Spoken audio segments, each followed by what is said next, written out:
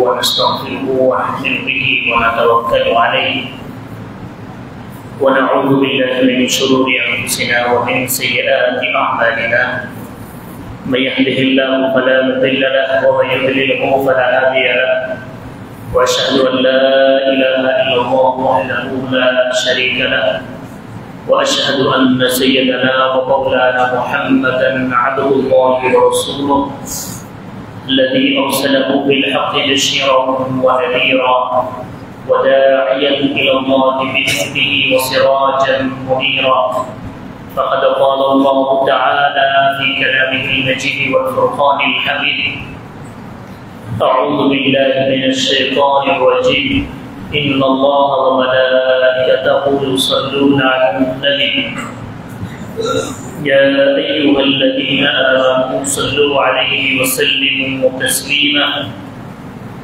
اللهم صل على محمد وعلى آل محمد كما صليت على إبراهيم وعلى آل إبراهيم إنك حميد مجيد اللهم بارك على محمد وعلى آل محمد كما باركت على إبراهيم وعلى آل إبراهيم إنك حميد مجيد معزز محترم حضرات علماء کرام উপস্থিত মুসল্লিয়ানে کرام আল্লাহ সুবহানাহু ওয়া তাআলার দরবারে অসংখ্য অগণিত শুকর আদায় করছি যে আল্লাহ তাআলা আমাদেরকে জুমার সালাত আদায়ের উদ্দেশ্যে আল্লাহর মসজিদে উপস্থিত হওয়ার সুযোগ দিয়েছেন, তৌফিক দিয়েছেন।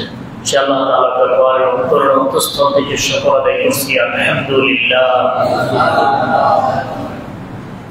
অসংখ্য অগণিত দুরূদ ও সালাম মানবতার মুক্তির দূত সাইয়্যিদুল মুরসালিন খাতামুন নবিয়্যিন শফিউল মুজনিবিন জনাব মুহাম্মদুর রাসূলুল্লাহ সাল্লাল্লাহু আলাইহি ওয়াসাল্লাম। হাজিরিন, আমরা নবী করিম সাল্লাল্লাহু আলাইহি ওয়াসাল্লামের জীবন আদর্শ, সম্মান, মর্যাদা নিয়ে আলোচনা করছিলাম। আজকে আমরা আলোচনা করব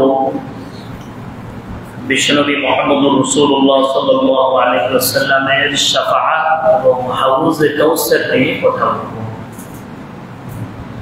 নবী করিম সাল্লাল্লাহু আলাইহি ওয়াসাল্লামের জীবন এবং নবীজির শান, মান, মর্যাদা সম্পর্কে আমরা যত জানব, যত উপলব্ধি করব, আমরা নবীজিকে তত বেশি ভালোবাসতে পারব, নবীজিকে আমরা তত সুন্দরভাবে উত্তমভাবে অনুসরণ করতে পারব।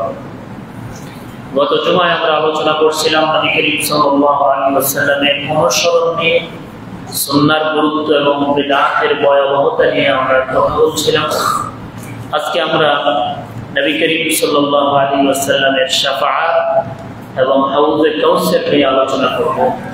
আমি যিনি বলছি, আমরা যারা শুনছি এবং শুনব, আল্লাহ পাক আমাদের সকলকে বিশ্বনবী মুহাম্মদুর রাসূলুল্লাহ সাল্লাল্লাহু আলাইহি ওয়াসাল্লামের হাউজে কাউসার এবং শাফাআত লাভে আল্লাহ যেন আমাদেরকে ধন্য করেন। আমরা সকলে বলি আল্লাহুম্মা আমিন। হাজিরিন, মানুষের দুনিয়াবী জীবনটা যখন শেষ হবে, কবরের জগৎ শুরু হবে। কবরের জগৎকে বলা হয় আলামে বারজাখ, বারজাখের জীবন। ওই বারজাখের জীবন শেষ হওয়ার পরে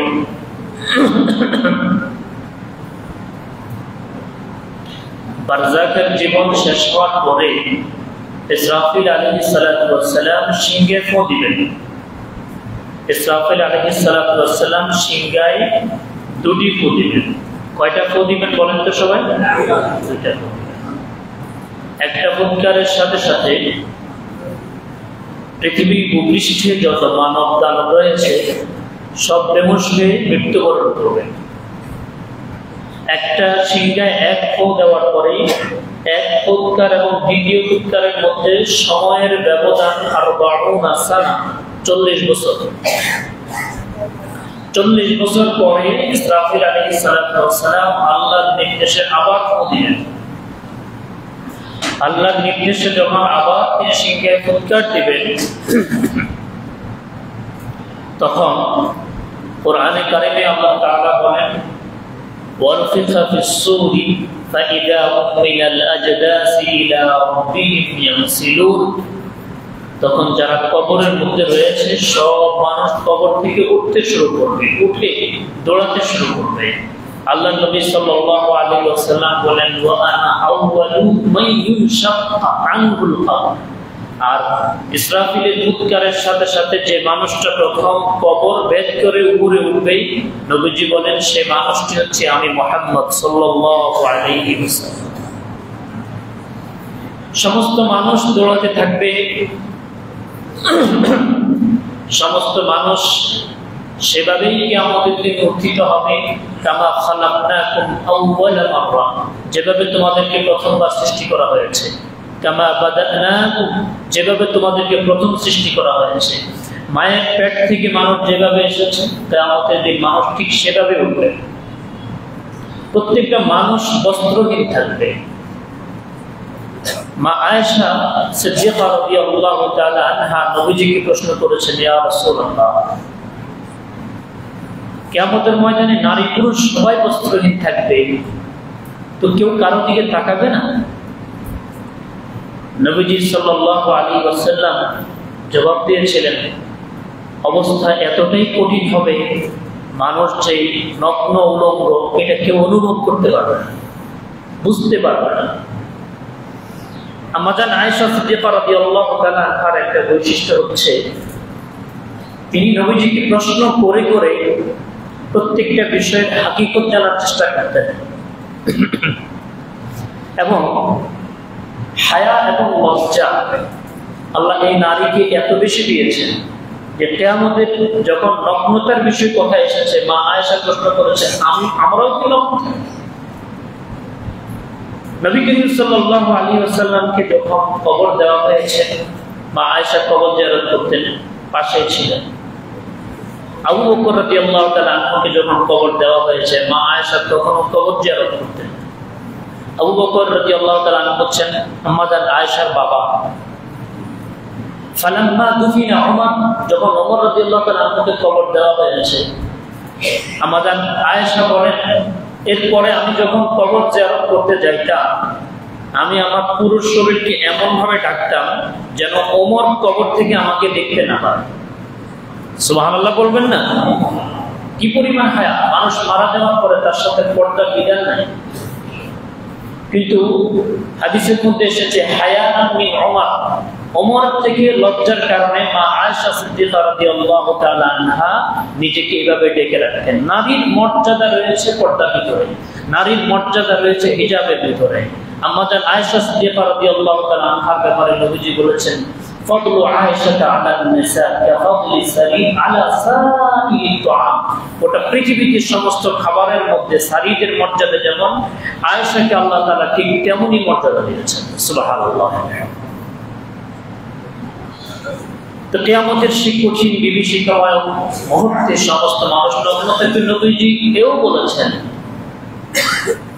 যে কিয়ামতের দিন আল্লাহ সুবহানাহু ওয়া তাআলা সর্বপ্রথম ইব্রাহিম আলাইহিস সালাতু ওয়াস সালামকে কাপড় পরিধান করানোর জন্য আদেশ করবেন।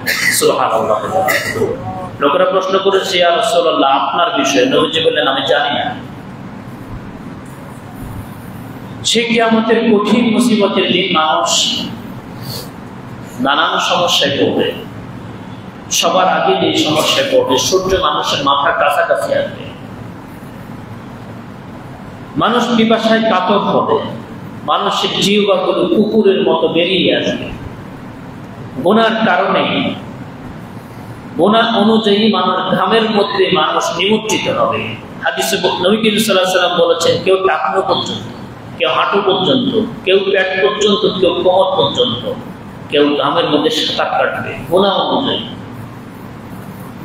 আল্লাহ নবী সাল্লাল্লাহু আলাইহি ওয়াসাল্লাম তিনি বলেছেন, ইন্না লিকুল্লি নাবিয়্যিন হাওদা। প্রত্যেক নবীর জন্য একটা হাউস রয়েছে, হাউস। ওয়া ইন্নাহুম ইয়াতাবাউনা আইয়ুহুম আকসারু ওয়ারিদা। প্রত্যেক নবী আশা করবে যে তিনি যেন সবচেয়ে বেশি মানুষকে হাউজের পানি পান করাতে পারেন। সব নবী আশা করবে। ওয়া ইন্নী আরজু আন আকুনা আকসারুহুম ওয়ারিদাতান। আল্লাহ নবী সাল্লাল্লাহু আলাইহি ওয়াসাল্লাম বলেন, আমি আশা করি, ইমাম তিরমিজি সুনানে তিরমিজিতে বিশুদ্ধ সনদে হাদিস উল্লেখ করেন, আল্লাহ নবী সাল্লাল্লাহু আলাইহি ওয়াসাল্লাম বলেন, আমি আশা করি সবচেয়ে বেশি মানুষকে হাউজের পানি পান করায় আমি মুহাম্মদ সাল্লাল্লাহু আলাইহি ওয়াসাল্লামকে আল্লাহ ধন্য করবেন। সুবহানাল্লাহ। বুখারীর বর্ণনায় নবীজি বলেছেন, মা বাইনা বাইতি ওয়া মিনবারি রাউদাতুম মিন রিয়াদিল জান্নাহ, আমার ঘর, আমার বাড়ি এবং আমার মিম্বার, যেখানে দাঁড়িয়ে নবীজি খুতবা দিতেন, নবী করিম সাল্লাল্লাহু আলাইহি ওয়াসাল্লাম বলেছেন, আমার ঘর, আমার বাড়ি এবং আমার এই মিম্বার এর মাঝামাঝি যে জায়গাটা, রাউদাতুম মিন রিয়াদিল জান্নাহ, আল্লাহ এই স্থানকে জান্নাতের একটি বিশেষ বাগানে পরিণত করেছেন। ওয়া মিম্বারি আলাল হাউজ, কিয়ামতের দিন আল্লাহ আমাকে যে হাউজ দান করবেন, যে হাউজে কাউসারের পানি আমি পান করাবো, ওয়া মিম্বারি আলাল হাউজ, আমার এই মিম্বরটা ওই হাউজের উপরে প্রতিষ্ঠিত। সুবহানাল্লাহ। নবীজি বিবরণ দিয়েছেন, ইমাম ইবনে মাজাহ সুনান ইবনে মাজাহতে উল্লেখ করেন, হাউদি মা বাইনাল কাবা ওয়া বাইতুল মাকদিস, আমার মাঝে এবং আমার এই হাউজে কাউসারের দূরত্ব হচ্ছে মক্কার বাইতুল্লাহিল হারাম থেকে ফিলিস্তিনের বাইতুল মাকদিস পর্যন্ত যত দূর পথ আমাকে আল্লাহ তাআলা যে হাউজ দিয়েছেন এটার দূরত্ব হবে অতটুকু। সুবহানাল্লাহ। হাউদি নসিরাতু শাহরিন, নবী করিম সাল্লাল্লাহু আলাইহি ওয়াসাল্লাম বলেছেন এর দূরত্ব হচ্ছে 1 মাইল, 1 মাসিরাতু শাহরিন, 1 মাসের দূরত্ব। অর্থাৎ একজন পথিক দিবারাতি বিরামহীন ভাবে যদি 1 মাস দৌড়ায়, তাহলে গিয়ে যেখানে গিয়ে থামবে, যে হাউজ আমাকে আল্লাহ তাআলা দিবেন, এর দূরত্ব ততটুকু হবে। ওয়া যাওয়ায়াহু সাওয়াউন, হাউজটা চতুর্পাশটা সমান হবে, চতুর্পাশটা একেবারে সমান হবে, ডানে যতটুকু, বামে অতটুকু, সামনে অতটুকু, পিছনে, চতুর্পাশটা সমান হবে। ফিহি আবারিকুজ যাহাবি ওয়াল ফিদ্দা কাআদাদি নুজুমিস সামা, নবী করিম সাল্লাল্লাহু আলাইহি ওয়াসাল্লাম বলেছেন, এই হাউজের পানি পান করানোর জন্য যে পাত্রগুলো আল্লাহ তাআলা আমাকে দিবেন, এই পাত্রগুলো স্বর্ণ এবং রূপা দিয়ে আল্লাহ তাআলা তৈরি করে আমার কাছে পাঠাবেন। আদাদুহু কাআদাদিন নুজুম, আসমানের তারকারাজির সংখ্যা যত, এর পাত্রের সংখ্যা অত, আও আকসার মিন, অথবা তার থেকে বেশি পাত্র আল্লাহ আমাকে দান করবেন। ইয়াশখাবু ফীহি মিযাবানে মিনাল জান্নাহ, এই হাউজের পানি আসবে, এর পানি প্রবাহিত হবে মিযাবানে মিনাল জান্নাহ, জান্নাত থেকে দুটি নহরের মাধ্যমে। আমি বিষয়টা ক্লিয়ার করি, হাউজটা হবে পৃথিবীতে কিয়ামতের ময়দানে একটা বিশেষ হাউস, একটা চৌবাচ্চা বলা যায়, একটা জলাশয় বলা যায়। এই জলাশয়ের পানি দুটি স্রোত দ্বারা আসবে, ওই দুইটা স্রোত দ্বারা মূলটা গিয়ে লেগেছে জান্নাতুল ফিরদাউস। ইন্না আ'তাইনাকাল কাউসার, হে নবী আমি আপনাকে কাউসার দিয়েছি। কাউসার মাহরুম ফিল জান্নাহ, কাউসার হচ্ছে জান্নাতের একটা নদীর নাম। আর ওই নদী থেকে দুটি নালা আসবে, ওই নালা দিয়ে পানি এসে যেই জায়গায় জমা হবে এটাকে বলা হয় হাউস। কি সবাই বুঝতেছেন কথা? জান্নাতুল ফিরদাউস থেকে দুটি নালার মাধ্যমে যে পানি এসে বিশেষ একটি স্থানে জমা হবে, ওই স্থানের নাম হাউস। আর যেই জায়গা থেকে পানি আসবে ওটাকে বলা হয় কাউসার। ওটাকে কি বলা হয়? কাউসার। হাউজে কাউসার দুইটা এক কথা না, দুইটা দুই জিনিস, কিন্তু সম্পর্ক হচ্ছে হাউজের পানিগুলো আসবে কাউসার থেকে। হাউজের পানিগুলো আসবে কোথা থেকে? কাউসার থেকে। মাউহু, যে দুটি নালা দিয়ে পানি আসবে ওই নালার বিবরণ দিচ্ছেন নবীজি। আহাদুহুমা মিন যাহাবিন ওয়াল আখারু মিন ফিদ্দাহ, এই দুইটা নালা, যে দুইটা জলাশয়ের মাধ্যমে পানি আসবে দুইটা নালা দিয়ে, একটা স্বর্ণের আর একটা রূপার। মাউহু আশাদ্দু বায়াদান মিনাল লাবান, এর পানি দুধের চাইতে সাদা হবে। অন্য বর্ণনায় এসেছে মাউহু আবয়াদু মিনাস সালজ, এর পানি বরফের চাইতে সাদা হবে। আহলা মিনাল আসাল, মধুর চাইতে মিষ্টি হবে। রিহুহু আতয়াবু মিনাল মিস্ক, পৃথিবীর সবচেয়ে সুগ্রাণ মিস্কের চাইতে এর সুগ্রাণ অধিক হবে। মান শারিবা মিনহু শারবা লাম ইয়াসমা বা'দাহু আবাদা, এক ঢোক পানি যে সেখান থেকে পান করার সৌভাগ্য লাভ করবে, দ্বিতীয়বার পানির পিপাসা তাকে কখনো স্পর্শ করবে না। ওয়া আউয়ালু মান ইয়ারিদু আলাইয়া ফুকারাউল মুহাজিরিন, নবী করিম সাল্লাল্লাহু আলাইহি ওয়াসাল্লাম বলেছেন, প্রথম এই হাউজে কাউসারের পানি পান করার জন্য আমার কাছে যারা এগিয়ে আসবে তারা হচ্ছে ফুকারাউল মুহাজিরিন, আমার সাহাবীদের মধ্যে যারা দরিদ্র ফকির মুহাজির সাহাবী। সুবহানাল্লাহ বলবেন। ফুকারাউল মুহাজিরিন, আমার সাহাবীদের মধ্যে ফকির। কেমন ফকির? মক্কা থেকে মদিনায় রওনা করেছে, নিজের সমস্ত সম্পদ, নিজের সব কিছু রেখে শুধু পরনের মধ্যে যা ছিল তা নিয়ে ইসলামের জন্য, ইমানের জন্য, ইমান বাঁচানোর জন্য মক্কা থেকে মদিনায় হিজরত করেছে। সুবহানাল্লাহ।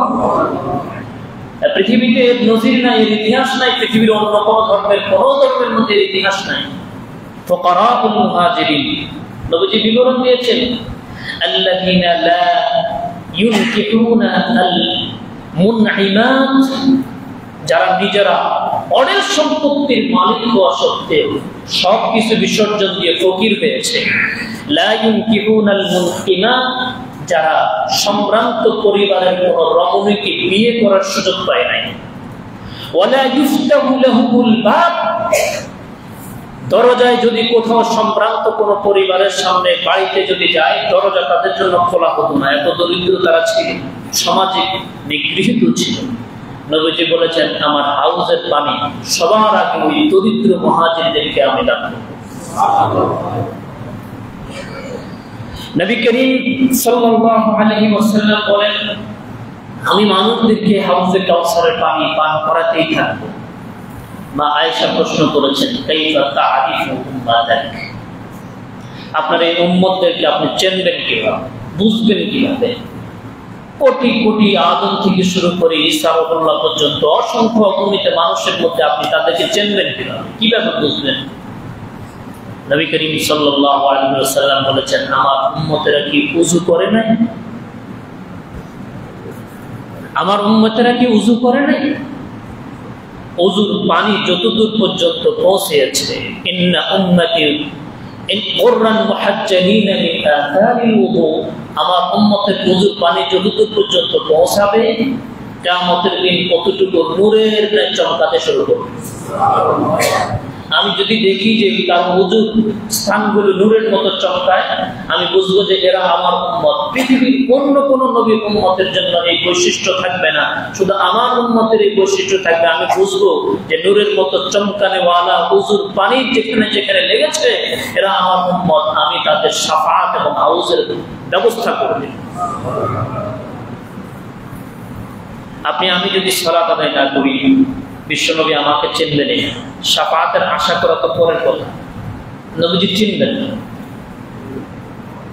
হাউস থেকে বঞ্চিত হবে, শাফাআত থেকে বঞ্চিত হবে, বেনামাজি কবরের মধ্যেই ধরা পড়বে। যে ব্যক্তি নামাজি সে নবীজির মুমিন, নবীজির উম্মত হিসেবে গণ্য হবে, মুমিন হিসেবে গণ্য হবে।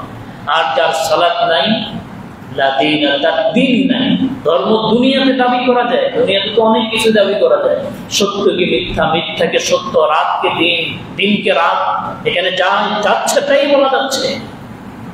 মুসলমানদের কবরস্থানে নাস্তিকের দাফন হচ্ছে, মুসলমানদের কবরস্থানে এমন ব্যক্তিকে দাফন করা হচ্ছে যে কবর বিশ্বাস করে না, যে মুনকির নাকির বিশ্বাস করে না, যে ফেরেশতা বিশ্বাস করে না, নামে মুসলমান। এখানে তো অনেক কিছু সম্ভব, কিন্তু মরে যাওয়ার সাথে সাথে সেখানে প্রকৃত ঈমানের অবস্থা সেখানে শুরু হয়ে যায়। এই হাউজে কাউসারের পানির বিষয়ে নবী করিম সাল্লাল্লাহু আলাইহি ওয়াসাল্লাম আলোচনা করতে গিয়ে এক পর্যায়ে নবীজি বলেছেন, আমি যখন হাউজের পানি দিতে থাকবো, বিতরণ করতে থাকবো, এক পর্যায়ে কিছু মানুষ আমার কাছে আসবে। তারা আমার কাছে যখন আসবে, আসার সাথে সাথে আমি তাদেরকে দেখে উম্মত মনে করব। পানি দিতে যখন যাব, আমার মাঝে এবং তাদের মাঝে এক আবরণ পড়ে যাবে। আমি বলবো উম্মতি উম্মতি, এরা তো আমার উম্মত, এরা তো আমার উম্মত। আল্লাহর পক্ষ থেকে উপর থেকে আওয়াজ আসবে, ইয়া মুহাম্মদ ইন্নাকা লা তাদরি, হে মুহাম্মদ আপনি জানেন না, ইন্নাকা লা তাদরি আপনি জানেন না, ইন্নাহুম আহদাসু বা'দাক, এরা আপনার পরে দ্বীনের মধ্যে, ইসলামের মধ্যে নতুন নতুন জিনিস ঢুকাইছে। দ্বীনের মধ্যে, ইসলামের মধ্যে নতুন নতুন বিষয়গুলোকে দ্বীনের মধ্যে সৃষ্টি করেছে।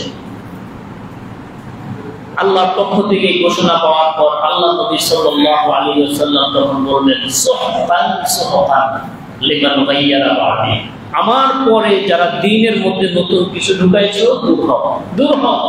লিমান গায়্যারা বা'দি, আমার পরে দ্বীনকে পরিবর্তন করেছে।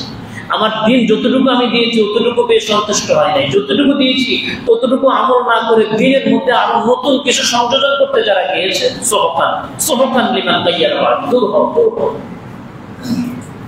আমরা তো যারা নবী করিম সাল্লাল্লাহু আলাইহি সাল্লামকে ভালোবাসার জন্যই কিন্তু সমাজের মধ্যে বেশি বিদআত, নবীজিকে ভালোবাসতে গিয়ে, ভালোবাসার প্রকাশ করতে গিয়ে শয়তানের সবচেয়ে বড় চক্রান্ত হচ্ছে, শয়তান যে ব্যক্তি যে জিনিসটা ইখলাসের সাথে চায়, তার ওই ইখলাসটাকে নষ্ট করার জন্য শয়তান নানান দিক থেকে ষড়যন্ত্র করে।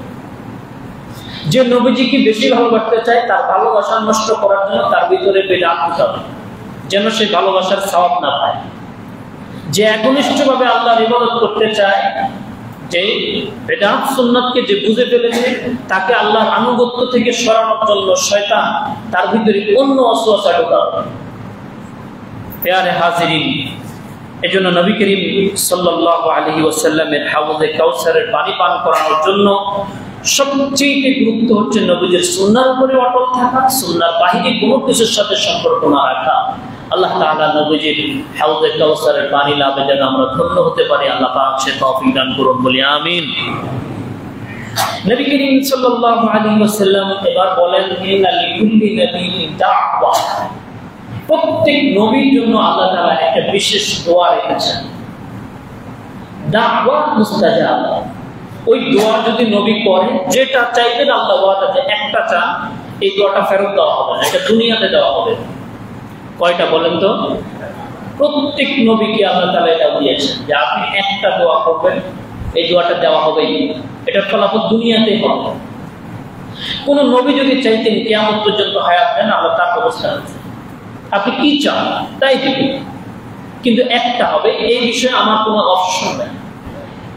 আল্লাহ নবী সাল্লাল্লাহু আলাইহি ওয়াসাল্লাম বলেন, ফাতাআজ্জালা কুল্লু নাবিয়্যিন দাওয়াতাহু, প্রত্যেক নবী তার এই দোয়াটা দুনিয়াতে করে নিয়েছেন।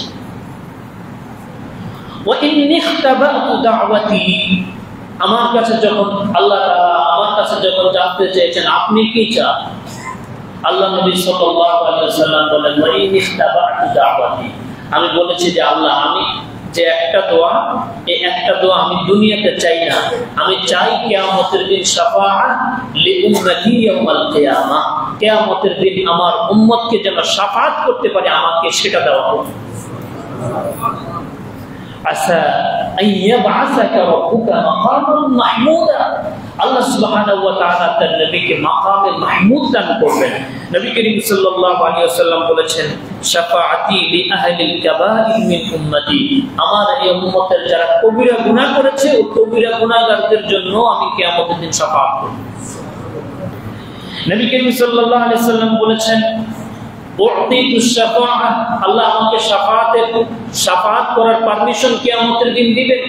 ওয়ালা সাওফা ইউ'তিকা রাব্বুকা ফাতারদা, অচিরে আপনার রব আপনাকে এমন কিছু দিবে যেগুলো পেয়ে আপনি খুশি হবেন, সন্তুষ্ট হবেন। শাফাআতটা কি? শাফাআত মানে হচ্ছে সুপারিশ। সুপারিশটা হচ্ছে এমন যে প্রত্যেকটা মানুষ যখন একা থাকে তখন তাকে বলা হয় হুইত্তুর, আরবিতে এটাকে বলে হুইত্তুর। ভিতরের নামাজকে ভিতরের নামাজ বলে কি জন্য? এখানে এক্সট্রা আলাদা একটা নামাজ আছে, এটাকে জন্য ভিতর বলে। আর 2 রাকাত বিশিষ্ট সালাতকে বলা হয় শাফা, মানে একটার সাথে আরেকটা যোগ হয়েছে। শাফাত হচ্ছে যে আমি যা চাই আমার এই চাওয়ার সাথে মুহাম্মদ সাল্লাল্লাহু আলাইহি সাল্লামের চাওয়াটা যোগ হবে। আমি যা চাই কিয়ামতের দিন আমি যখন বাঁচতে চাই তখন আমার এই বাঁচার সাথে মুহাম্মদ সাল্লাল্লাহু আলাইহি সাল্লামের চাওয়াটা যোগ হবে। তিনি আমি দুজনে চাইবে কার কাছে? কথা বলেন, কার কাছে চাইবে? আল্লাহর কাছে চাইবে। শাফাআত মানে হচ্ছে আমার চাওয়া নবীজির চাওয়া যখন মিলবে এটাকে বলা হয় শাফাআত। এই শাফাআতের জন্য 2টি শর্ত জরুরি। ও ভালো করে খেয়াল করি, এই শাফাআতের এই জায়গাতে বহু মানুষ বেঈমান হয়ে গেছে, বুঝতে পারে না। শাফাআত কুল লিল্লাহি শাফাআতু জামিআ, আল্লাহ কোরআনে বলেছেন সমস্ত শাফাআতের একমাত্র মালিক কে? আল্লাহ। সব শাফাআতের মালিক আল্লাহ তাআলা। শাফাআত চাইতে হবে কার কাছে? সবাই কথা বলি, কার কাছে চাইবে? শাফাআত আল্লাহর কাছে চাইবে। আল্লাহ যেন নবীজির শাফাআত আমাদেরকে দান করেন, কিভাবে চাইতে হবে? সরাসরি নবীজির কাছে শাফাআত চাওয়া যাবে না। ও ভালো করে বুঝি, কারণ নবীজি যদি ঈমানে না থাকে তাহলে শাফাআতের কোনো সুযোগ নেই। নবীজি সরাসরি উপস্থিত থাকলে তখন বলা যাবে ইয়া রাসূলুল্লাহ আপনি আল্লাহর কাছে শাফাআত করুন। কিন্তু নবীজি আমার থেকে যখন অনুপস্থিত তখন আল্লাহর কাছে বলতে হবে আল্লাহ আপনার নবীর শাফাআত আমাকে নসিব করুন। কি কথা বোঝা যাচ্ছে ভাই? শাফাআতের জন্য 2টি শর্ত। এক হচ্ছে যিনি শাফাআত করবেন তাকে শাফাআত করার জন্য আগে আল্লাহর পক্ষ থেকে অনুমতি লাগবে। কি লাগবে বলেন? দুনিয়াতে কিন্তু শাফাআত করতে অনুমতি লাগে না, শাফাআত কবুল করার জন্য অনুমতি লাগে। আজকে মসজিদের দানের জন্য সাদাকার জন্য বিভিন্ন সাহায্য চেয়ে বহুজনে কিন্তু এসেছে, আসার জন্য কোনো অনুমতি লাগে নাই, আসার জন্য কোনো অনুমতি লাগে নাই। কিন্তু কিয়ামতের ব্যাপারটা সম্পূর্ণ আলাদা, যে শাফাআতের জন্য আগে আমি শাফাআত করতে পারবো কিনা আল্লাহর পক্ষ থেকে আগে অনুমতি লাগবে যে আল্লাহ আমাকে শাফাআত করার অনুমতি দান করুন। 2 যেমন আল্লাহ তাআলা বলেছেন মান যাল্লাযী ইয়াশফাউ ইনদাহু ইল্লা বিইজনি, কে এমন আছে যে আল্লাহর অনুমতি ছাড়া সুপারিশ করবে? 2 ইয়াউমাইযিন লা তানফাউ আশ-শাফাআতু ইল্লা মান আযিনা লাহু আর-রাহমানু ওয়া রাদিয়া লাহু কওলা, যার জন্য সুপারিশ করা হবে আল্লাহর সন্তুষ্টি তার উপরে জরুরি থাকা লাগবে, আল্লাহর সন্তুষ্টি তার জন্য লাগবে এবং শাফাআত যিনি করবেন তারও অনুমোদন লাগবে। এই শর্ত 2টা দিয়েছেন কে? সবাই বলি শর্ত দিয়েছেন কে? আল্লাহ তাআলা শর্ত দিয়েছেন। আল্লাহ শর্ত দিয়েছেন লা ইয়ামলিকুনা আশ-শাফাআ ইল্লা মান ইত্তাখাযা ইনদার রাহমানি আহদা, শাফাআত যদি এমন কেউ পাবে না মান ইত্তাখাযা ইল্লা মান ইত্তাখাযা ইনদার রাহমানি আহদা, যে আল্লাহর সাথে ওয়াদাবদ্ধ, যে আল্লাহর সাথে কি সে ছাড়া কেউ শাফাআত পাবে না। আল্লাহর সাথে ওয়াদাবদ্ধ কারা? নবীজি হাদিসে বলেছেন আল আহাদ আল্লাযী বাইনানা ওয়া বাইনাহুম আস-সালাত, আমার মাঝে এবং তাদের মাঝে চুক্তি হচ্ছে সালাত, আমার মাঝে এবং তাদের মধ্যে অঙ্গীকার চুক্তি হচ্ছে কি? সবাই বলি চুক্তি কি? সালাত। এই সালাত যার মধ্যে থাকবে এই শাফাআত লাভের জন্য সেই ব্যক্তি যোগ্য হবে। নবী করিম সাল্লাল্লাহু আলাইহি ওয়াসাল্লাম দীর্ঘ হাদিস লম্বা হাদিস বলেছেন শাফাআতের বিষয়ে। ইন্নাল্লাহা ইয়াজমাউল আউওয়ালিন ওয়াল আখিরিন ফি সাঈদিন ওয়াহিদ, সমস্ত আগ পরের সমস্ত হাসরবাসীকে আল্লাহ তাআলা এক জায়গায় একত্রিত করবেন। ফি সাঈদিন ওয়াহিদ, একটি মাঠে তাদেরকে একত্রিত করবেন। তাদুলু আশ-শামস, সূর্য কাছাকাছি আসবে। বিভীষিকাময় কোরআনের কিয়ামতের কঠিন পরিস্থিতিতে মানুষেরা খণ্ড হয়ে পড়বে, আল্লাহ তাআলা যেন বিচার কাজটা শুরু করবেন। কি হবে প্রত্যেকটা মানুষ কিছুই বুঝতেছে না। দীর্ঘদিন বছরকে বছর সেখানে মানুষ চাইবে যে, হাদিসের মধ্যে এসেছে, মানুষ বলবে যে আমার যদি জাহান্নামও হয়ে যায় তারপর বিচারটা হয়ে যাবে, আর অপেক্ষা করা সম্ভব নয়। মানুষরা কি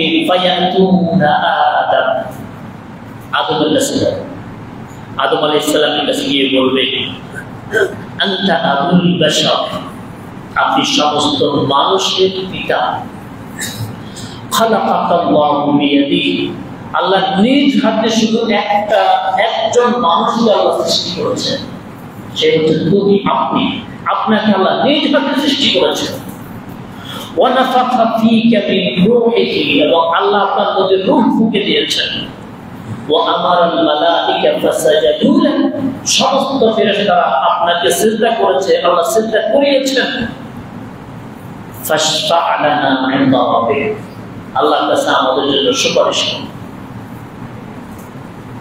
ফায়াকুলু লাহুম আদম, আদম আলাইহিস সালাতু ওয়াস সালাম তাদেরকে বলবেন, ইন্নাল্লাহা গাদিবাল ইয়াওমা গাদবান লাম ইয়াগদাব ক্বাবলাহু মিসলাহু ওয়ালা বা'দাহু মিসলাহু। আল্লাহ পাক আজকের এই দিনে এত বেশি রাগান্বিত হয়েছেন, যার ইতিপূর্বে আল্লাহ কখনো এত রাগ হাত নাই, আর আজকের দিনের পরও আল্লাহ কখনো আর এত রাগান্বিত হবেন না।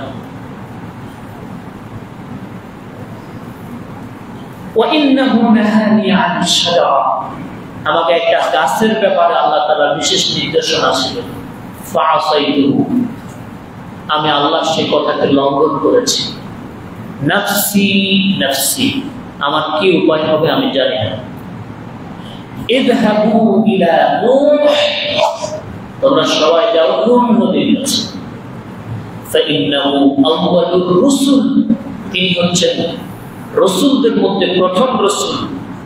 ফায়াকুলুনা ইয়া নূহ, মানুষেরা যাবে গিয়ে বলবে, হে নূহ, ইশফা' লানা ইনদা রাব্বিক, আপনি আল্লাহর কাছে আমাদের জন্য সুপারিশ করুন।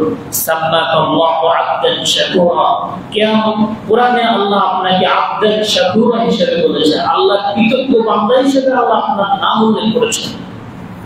ফাশফা' লানা ইনদা রাব্বিক, আল্লাহর কাছে আমাদের জন্য সুপারিশ করুন। নূহ আলাইহিস সালাতু ওয়াস সালাম বললেন, লাস্তু লাহা, আমি এর উপযোগী নই। ইন্নাল্লাহা গাদিবাল ইয়াওমা গাদবান লাম ইয়াগদাব ক্বাবলাহু মিসলাহু ওয়ালা বা'দাহু মিসলাহু, আজকের দিনে আল্লাহ পাক এত বেশি রাগান্বিত, এত বেশি ক্রোধান্বিত, ইতিপূর্বে এবং পরে কখনো তিনি এত রাগান্বিত ক্রোধান্বিত হবেন না। ইযহাবু ইলা ইব্রাহিম ফাইন্নাহু খলিলুল্লাহ, যাও ইব্রাহিমের কাছে। ফাইন্নাহু খলিলুল্লাহ, তিনি আল্লাহর খলিল, আল্লাহর একেবারে অন্তরঙ্গ বন্ধু, তার কাছে যাও। ইব্রাহিম আলাইহিস সালাতু ওয়াস সালাম তিনি ওজন পেশ করবেন, লাস্তু লাহা, আমি এর উপযোগী না। আজকে আল্লাহর সামনে আমি কথা বলার জন্য, প্রথম কথা বলার উপযোগী আমি না। ইন্নাল্লাহা গাদিবাল ইয়াওমা গাদবান লাম ইয়াগদাব ক্বাবলাহু ওয়ালা বা'দাহু মিসলাহু, আল্লাহ পাক আজকের দিনের আগে পরে এত রাগান্বিত কোনোদিন আল্লাহ হবেন না, আমি পারবো না। ইযহাবু ইলা মূসা ফাইন্নাহু কালিমুল্লাহ, মূসার কাছে যাও, তিনি কালিমুল্লাহ, আল্লাহর সাথে সবচেয়ে তার প্রিয় সম্পর্ক, বেশি কথা বলেছেন, যাও তার কাছে। ফায়াতুনা ইলা মূসা, তারা মূসা নবীর কাছে যাবে। মূসা আলাইহিস সালাতু ওয়াস সালামের কাছে যাওয়ার পরে মূসা আলাইহিস সালাম পূর্বের নবীদের ন্যায় জবাব দিবেন, লাস্তু লাহা, আমি এর উপযোগী নই। ইন্নাল্লাহা গাদিবাল ইয়াওমা গাদবান লাম ইয়াগদাব ক্বাবলাহু ওয়ালা বা'দাহু মিসলাহু, আল্লাহ পাক আগে পরে কখনো এত রাগান্বিত হন নাই, আজকে আল্লাহ যত রাগান্বিত।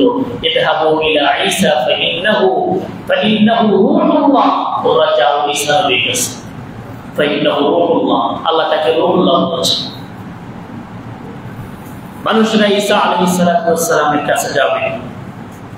ঈসা আলাইহিস সালাতু ওয়াস সালাম কোনো কথা না বলে ফাআশারা ইলা মুহাম্মদ সাল্লাল্লাহু আলাইহি ওয়াসাল্লাম, তিনি মুহাম্মদ সাল্লাল্লাহু আলাইহি ওয়াসাল্লামের দিকে ইশারা করবেন। মানুষরা মুহাম্মদ সাল্লাল্লাহু আলাইহি ওয়াসাল্লামের কাছে যখন যাবে, আল্লাহর নবী বলেন, ফাআতি তাহতাল আরশ, আমি তখন যাব, দাঁড়াবো আল্লাহর আরশের সামনে গিয়ে, ফাআকাউ সাজিদান ইলা রাব্বি, আমি আমার রবের নিকট সিজদায় পড়ে যাব। ফাআলহামানি রব্বি, আমার রব আমাকে ইলহাম করবে, আমাকে প্রশংসা আল্লাহ কিভাবে করতে হয়, প্রশংসার বাক্যগুলো আল্লাহ আমাকে ঠিক ওই সময় শেখাবেন যেগুলো আল্লাহ আমাকে এখনো শেখান নাই। আল্লাহ ওই শেখানো তাসবিহ দিয়ে আমি যখন আল্লাহ প্রশংসা করতে থাকবো, কত সময় আল্লাহ প্রশংসা হবে। নবীজি বলেন আল্লাহ আমাকে তা জানান নাই। আমি প্রশংসা করতে করতে করতে করতে এক পর্যায়ে কিয়ামতের দিন আল্লাহর পক্ষ থেকে প্রথম আওয়াজ আসবে, ইয়া মুহাম্মদ ইরফা রাসাক সাল তু'তা ইশফা তুশফা। মুহাম্মদ মাথা উঠান, আপনি যা চাইবেন তা দেওয়া হবে, শাফাআত করলে তা মঞ্জুর করা হবে। পুরো কিয়ামতে আল্লাহ তাআলা প্রথম কথা হবে ইয়া মুহাম্মদ। এর আগে আল্লাহ কোনো কথা বলবেন না। মুহাম্মদ সাল্লাল্লাহু আলাইহি ওয়াসাল্লামকে আল্লাহ তাআলা কি শান কি মর্যাদা দিয়েছেন, সুবহানাল্লাহ। পুরো হাসরের ময়দানে আল্লাহ তাআলা সবার আগে যে কথা বলবেন সেটি হচ্ছে ইয়া মুহাম্মদ। বলেন বলেন কি? ইয়া মুহাম্মদ, ইয়া মুহাম্মদ ইরফা রাসাক। প্রথম বলবেন মাথা উঠান। সাল তু'তা, কি চাইবেন আপনাকে দেওয়া হবে, আর কি চাইবেন তা দেওয়া হবে। এটার ব্যাপারে আল্লাহ কোরআনে আয়াত নাযিল করেছেন, ওয়ালা সাউফা ইউতিকা রাব্বুকা ফাতারদা। আপনাকে অচিরে আপনার রব এমন কিছু দিবে, এত বেশি দিবে আল্লাহ আপনাকে সন্তুষ্ট করবেন। নবীজি বলেছেন পুরো কিয়ামতের দিন আল্লাহ তাআলা আমাকে জানিয়েছেন যে পুরো কিয়ামতের দিন হাসরের ময়দানে যত মানুষ আছে সমস্ত মানব দানবকে যাদেরকে হিসাবের জন্য আল্লাহ তাআলা প্রস্তুত করবেন তাদেরকে 120 কাতারে দাঁড় করাবেন। কত কাতার? সবাই বলেন না কত কাতার? 120 কাতার। নবী করিম সাল্লাল্লাহু আলাইহি ওয়াসাল্লাম বলেন আল্লাহ আমাকে জানিয়েছেন এই 120 কাতারের মধ্যে 80 কাতার আমার উম্মত দখল করে নেবে। 80 কাতার মধ্যে মুহাম্মদ। নবী করিম সাল্লাল্লাহু আলাইহি ওয়াসাল্লাম তিনি বলেন এরপরে হিসাব নিকাশের পর যখন শুরু হবে, হিসাব নিকাশের মানুষেরা যখন মিজানে যাবে সেখানে গিয়ে দেখবে মুহাম্মদ সাল্লাল্লাহু আলাইহি ওয়াসাল্লাম সেখানে, মানুষেরা যখন পুলসিরাতে যাবে সেখানে গিয়ে দেখবে মুহাম্মদ সাল্লাল্লাহু আলাইহি ওয়াসাল্লাম সেখানে গিয়ে আল্লাহর কাছে বলতেছেন আল্লাহুম্মা সাল্লিম, আল্লাহ নিরাপদে আমার উম্মতকে পার করুন। মানুষেরা পুলসিরাত পার হয়ে যখন জান্নাতে যাবে, সব মানুষেরা জান্নাতের গেট আবওয়াব এগুলোর মধ্যে মুনতাজিরুন অপেক্ষমান থাকবে জান্নাতে প্রবেশের জন্য। শুধু ভিতর থেকে আওয়াজ আসবে মান আনতা, আপনি কি? যত ব্যক্তি নাম বলবে, যত নবী রাসূল নাম বলবে, কোন নবী রাসূলের নাম বলার পরে জান্নাতের দরজা খুলবে না। যেই না মুহাম্মদ সাল্লাল্লাহু আলাইহি ওয়াসাল্লাম গিয়ে জান্নাতের দরজা নক করবেন, নবীজি সাল্লাল্লাহু আলাইহি ওয়াসাল্লাম বলেছেন ওয়া আনা আউয়ালু মান ফারাআল বাবাল জান্নাহ, আমি হচ্ছে প্রথম যে ব্যক্তি যিনি জান্নাতের দরজা নক করলে ভিতর থেকে খুলে দেওয়া হবে। আমার আগে কোন নবীদেরকে আল্লাহ তাআলা জান্নাতে প্রবেশের পারমিশন দিলেন না। আমার উম্মত জান্নাতে প্রবেশের আগে অন্য কোন নবীর উম্মতেরা জান্নাতে প্রবেশ করতে পারবে না। নবী করিম সাল্লাল্লাহু আলাইহি ওয়াসাল্লামের হাদিসগুলো থেকে আমরা যা বুঝলাম সেটি হচ্ছে কিয়ামত যখন সংঘটিত হবে মানুষের সবার আগে প্রয়োজন হবে হাউজে কাউসারের পানি। এরপরে মানুষের প্রয়োজন হবে, মানুষের যত জায়গায় প্রয়োজন হবে তত জায়গায় যাবে। এবং মানুষের জন্য আশ-শাফাআতুল কুবরা, সবচেয়ে বড় শাফাআত নবী করিম সাল্লাল্লাহু আলাইহি ওয়াসাল্লাম উম্মতের জন্য হবে। এই নবীজির শাফাআত এবং হাউজে কাউসারের পানি পাওয়ার জন্য যতগুলো হাদিস দেখা যাচ্ছে সব হাদিসের মধ্যে দুটি শর্ত দেওয়া হয়েছে। কয়টা শর্ত বলুন? 1 নম্বর ঈমান, 2 নম্বর হচ্ছে সুন্নাতের অনুসরণ। 1 নম্বর কি বলেন? 2 নম্বর কিসের অনুসরণ? সুন্নাতের অনুসরণ। ঈমান। আবু হুরায়রা বলেছেন ইয়া রাসূলুল্লাহ, আমি আপনাকে এমন একটি প্রশ্ন করতে চাই যে প্রশ্নটি আমার আগে কেউ করেনি। কি প্রশ্ন? মান আসআদুন নাস বিশাফাআতিকা ইয়াউমাল কিয়ামাহ, সবচেয়ে আপনার শাফাআত পেয়ে কিয়ামতের দিন কে বেশি ধন্য হবে? নবী করিম সাল্লাল্লাহু আলাইহি ওয়াসাল্লাম বলেছেন মান ক্বালা লা ইলাহা ইল্লাল্লাহ সিদকান মিন কলবি দাখালাল জান্নাহ, যে ব্যক্তি এই কথাটা অন্তর দিয়ে বলবে আল্লাহ ব্যতীত সত্য ইলাহ নাই, মুহাম্মদ সাল্লাল্লাহু আলাইহি ওয়াসাল্লাম আল্লাহর রাসূল, এই কথা বলে যে এই বাক্যের উপরে ইস্তেকামত থাকে, প্রতিষ্ঠিত থাকে, আমার শাফাআত লাভে সে ব্যক্তি ধন্য হয়ে যায়। দ্বিতীয় হাদিসের মধ্যে বলা হয়েছে কারা বঞ্চিত হবে, ইন্নাহুম আহদাসু বা'দাক, যারা আপনার পরে দ্বীনের মধ্যে নতুন কিছু সৃষ্টি করেছে। দ্বিতীয় পয়েন্টটা বোঝানো আমাদের জন্য খুব কঠিন, এটা বুঝাইতে পারি না, ভালো ভালো মানুষদেরকে বুঝাইতে পারি না, ইবাদত বুঝার মানুষদেরকে বুঝাইতে পারি না। আল্লাহকে ভালোবাসে, নবীকে ভালোবাসে, নিজের মন মতো ইবাদত করতে চায়, নবীর তরিকা অনুসরণ করতে রাজি, নবীর ভালো নিয়তেই কাজগুলো করে, তাদের ইখলাসের ব্যাপারে কোনো ত্রুটি নেই, নবীর ভালোবাসার বিষয়ে কোনো ত্রুটি নেই, কিন্তু জ্ঞানের অভাব আছে, আকলের অভাব আছে। দ্বীন ইসলাম পালন করার জন্য শর্ত হচ্ছে আমাকে আগে জানতে হবে, পরে মানতে হবে। কোরআনের প্রথম আয়াতকে আমল করো না পড়ো? প্রথম শব্দটা কি বলেন তো? ইসলামের প্রথম শব্দ যেটা নাজিল হয়েছে এটা কি? আমল করো। কি বলেন তো? পড়ো। আগে পড়বে, জানবে, এরপরে আমল করবে।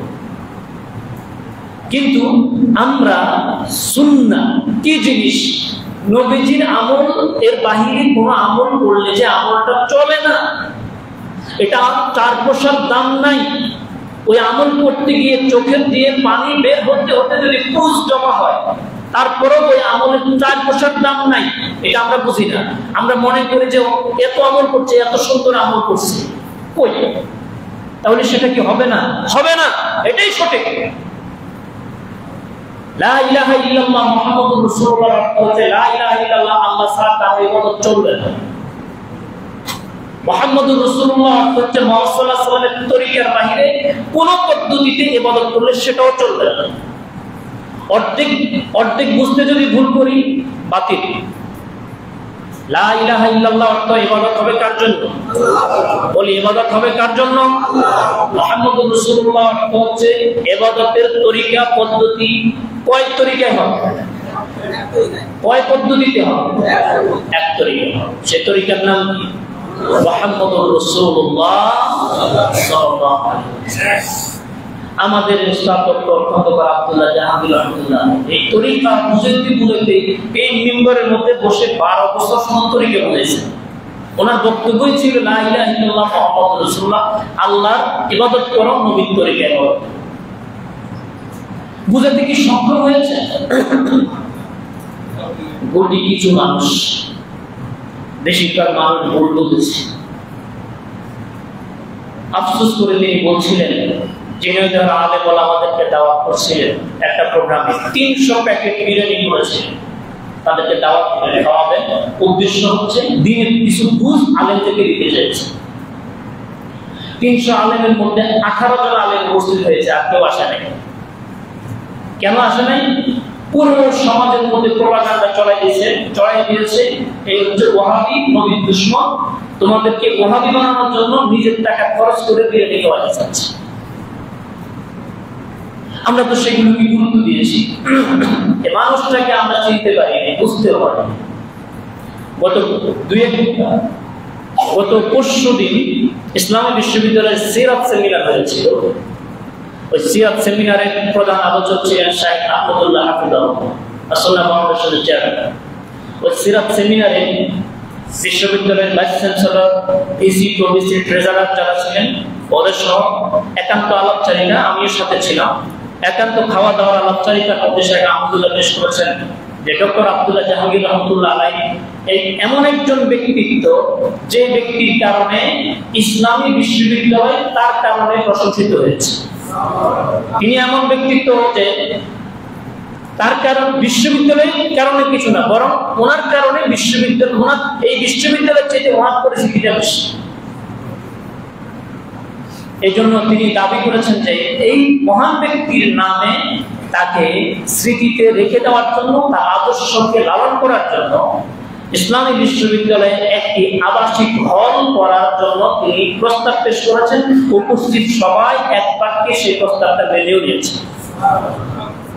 কিন্তু আমরা জেনে মানুষ, আমরা যারা আছি আমি আরেকটা কথা বলি, গত কয়েকদিন আগে, আমি রাজনীতির কথা বলি না, রাজনীতির শোনা, গত কয়েকদিন আগে ফেসবুকের একটা বাংলাদেশ জাতীয়তাবাদী দল বিএনপি ভারপ্রাপ্ত চেয়ারম্যান জনাব তারেক রহমান, উনি যে রুমে বসে উনি বসেন, ওনার বইয়ের যে বুক সেল ছিল, সে বুক সেলের একেবারে সবার উপরে যে বইটাকে সুন্দর করে সাজিয়ে রেখেছেন, সেই বইটা হচ্ছে প্রফেসর ডক্টর আব্দুল্লাহ জাহাঙ্গীর রহমতুল্লাহ লিখিত ইসলামী আকীদা ও প্রান্তর। আপনি ঝিনাইদহের মানুষ না পড়লে কি হবে, আপনার দলের নেতা ওনার বইটাকে সবার উপরে একদম সুন্দর করে সাজিয়ে রেখেছেন মানে এইসব ব্যক্তির কাছে কোনো বই যাওয়া মানে তার বইগুলো পড়ে না। সুতরাং আমি যে কথাটা বলতে চেয়েছি সেটি হচ্ছে, কাছের মানুষ আমাদের ঘরের পাশে আমাদের মূল্যায়ন নেই, আমাদের কাছে সেটা কন্ট্রোল নেই, আমরা সেটা নিয়ে ভাবি না। ওনার কয়টা বই আমরা পড়েছি, কয়টা বই আমরা জানি। আমি মনে করি যে উনি লালনের কথা বলি, লালনের নামে ইসলামী বিশ্ববিদ্যালয় হওয়া আছে।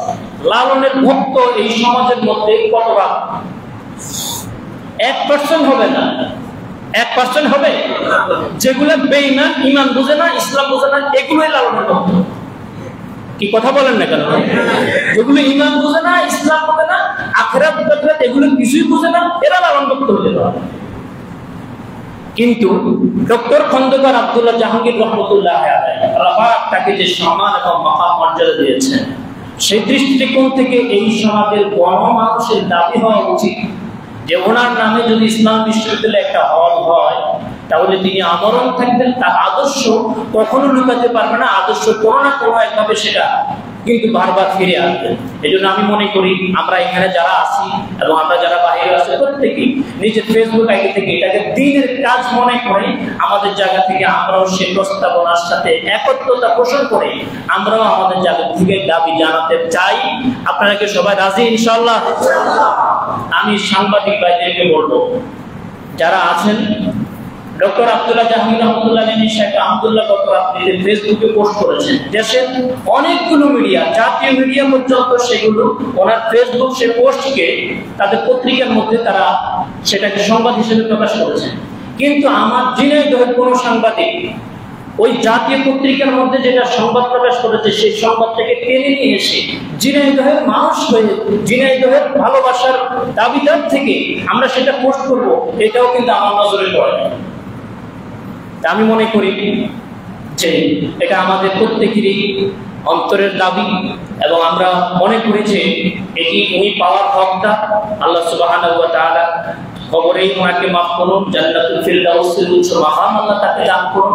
এবং আমরা যারা দ্বীনের জন্য ভালোবাসি, ওনার যে সকল ভুল রয়েছে আল্লাহ যেন এগুলো যেন মাফ করেন, ওই ভুল থেকে আমরা যেন হেফাজত করতে পারি এবং ওনার রেখে যাওয়া সেই মণিমুক্তাগুলোকে যেন আমরা আহরণ করে আমরা আমাদের জীবনকে সোনালী জীবন গঠন করতে পারি।